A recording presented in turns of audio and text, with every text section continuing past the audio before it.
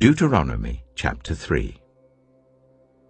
Next we turned and went up along the road towards Bashan. And Og, king of Bashan, with his whole army marched out to meet us in battle at Edrei. The Lord said to me, "Do not be afraid of him, for I have delivered him into your hands, along with his whole army and his land.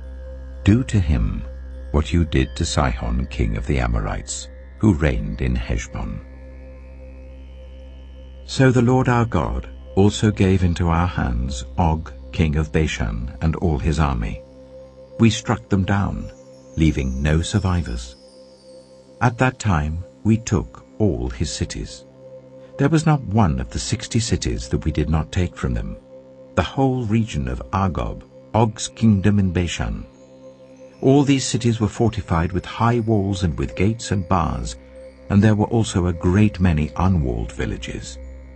We completely destroyed them, as we had done with Sihon, king of Heshbon, destroying every city, men, women, and children. But all the livestock and the plunder from their cities we carried off for ourselves. So at that time we took from these 2 kings of the Amorites the territory east of the Jordan, from the Arnon Gorge as far as Mount Hermon. Hermon is called Sirion by the Sidonians. The Amorites call it Sinea. We took all the towns on the plateau and all Gilead and all Bashan as far as Salekah and Edrei, towns of Og's kingdom in Bashan. Og, king of Bashan, was the last of the Rephaites. His bed was decorated with iron and was more than 9 cubits long and 4 cubits wide. It is still in Rabbah of the Ammonites. Of the land that we took over at that time, I gave the Reubenites and the Gadites the territory north of Aroer, by the Arnon Gorge, including half the hill country of Gilead, together with its towns. The rest of Gilead, and also all of Bashan, the kingdom of Og, I gave to the half-tribe of Manasseh. The whole region of Argob in Bashan used to be known as a land of the Rephaites. Jair, a descendant of Manasseh, took the whole region of Argob as far as the border of the Geshurites and the Maacathites. It was named after him, so that to this day Bashan is called Havoth Jair. And I gave Gilead to Machir. But to the Reubenites and the Gadites I gave the territory extending from Gilead down to the Arnon Gorge, the middle of the gorge being the border, and out to the river Jabbok, which is the border of the Ammonites.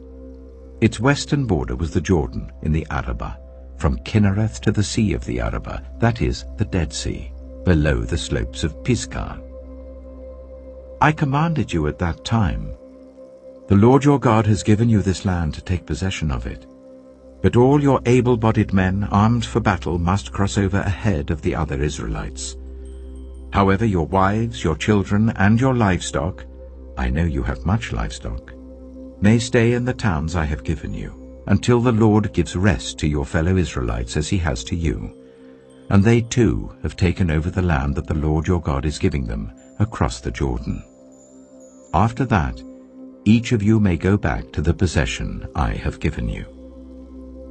At that time, I commanded Joshua, "You have seen with your own eyes all that the Lord your God has done to these 2 kings. The Lord will do the same to all the kingdoms over there where you are going. Do not be afraid of them. The Lord your God himself will fight for you."